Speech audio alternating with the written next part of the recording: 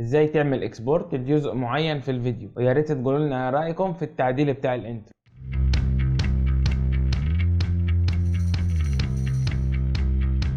مساء الفل، ازيكم؟ الاخبار عاملين ايه؟ في فيديو النهارده هنتعرف على تركايه حلوه ومهمه في المونتاج، وهي ازاي نعمل اكسبورت لجزء معين في الفيديو ويفضل التايم لاين بتاعي زي ما هو، ما اضطرش امسح الجزء اللي قبله واللي بعده عشان اعمل له هو اكسبورت بس. يعني التايم لاين بتاعي كامل، الجزء ده هعلمه وبعد كده اعمل له اكسبورت هو وحدي. طيب ايه لازمتها التركايه دي او هتفيدني في ايه؟ هنفترض ان في فيديو انا شغال عليه وحابب اخد منه حته انزلها قبل الفيديو بحيث تبقى دي كنوع من التشويق للمشاهدين للفيديو اللي لسه هينزل، او لو حابب اخد جزء معين من الفيديو وعايزه ده يبقى فيديو وحده استعمله فيما بعد. حد يقول لي طيب ما انا ممكن اشتغل بالطريقه العاديه، اقطع الجزء اللي قبله واللي بعده واعمل اكسبورت للجزء ده بس. اقول له طيب تمام، انا كلامك صح، لكن في حاجه، هفترض ان انا عايز اطلع الجزء ده وانا باقي الفيديو لسه شغال عليه ما خلصتوش.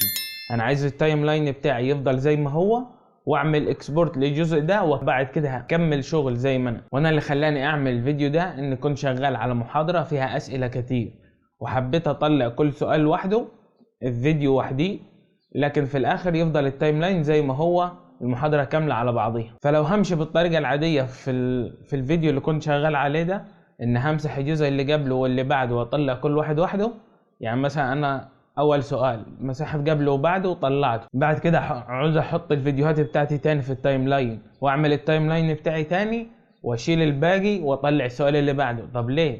ما انا عندي مظبطه وجاهزه التايم لاين زي ما هو، هعمل الحركه او التركيه دي واطلع الجزء اللي انا عايزه في كل مره. يلا بينا نشوفها بتتعمل ازاي. انا دلوقتي حطيت الفيديو بتاعي في التايم لاين زي ما انا عايز وهبدا اشتغل عليه عشان نعرف الطريقه ازاي نعمل اكسبورت لجزء معين في الفيديو. على فكره الفيديو ده بتاع ازاي تكتب سكريبت لمحتوى قناتك، فلو لسه ما شفتوش هسيبه لك في اللاين اللي فوق باللينك بتاعه في الديسكربشن. هفترض الجزء اللي انا واقف عنده ده في التايم لاين هو ده بدايه الفيديو اللي عايزه يطلع، فاروح انا واقف كده هدوس على حرف الاي من الكيبورد، فبدأ عمل لي علامة لحد اخر التايم لاين. يعني لو صغرنا التايم لاين كده عمل لي علامة لاخره لجوه. هروح عند اخر جزء عايزه في الفيديو مثلا عند هنا مثلا وادوس على زرار الاو، بيجي ظلل لي الجزء ده، الجزء المتظلل ده. اول ما اعمل كنترول ام عشان اعمل اكسبورت هيعمل لي الجزء اللي متظلل ده بس، اللي هو حددناه بالاي والاو اللي هي انه اوت، اختصارا لانه اوت. دي طريقه. في طريقه تاني انا بفضلها، او الجزء اللي انا عايز اطلعه من الفيديو في بدايته بقف على الفيديو نفسه واعمل كات واروح عند اخره واعمل كات برضه. هقول لك ليه دلوقتي انا بفضل ان انا اعمل كات في دي او في دي. لما اعمل كات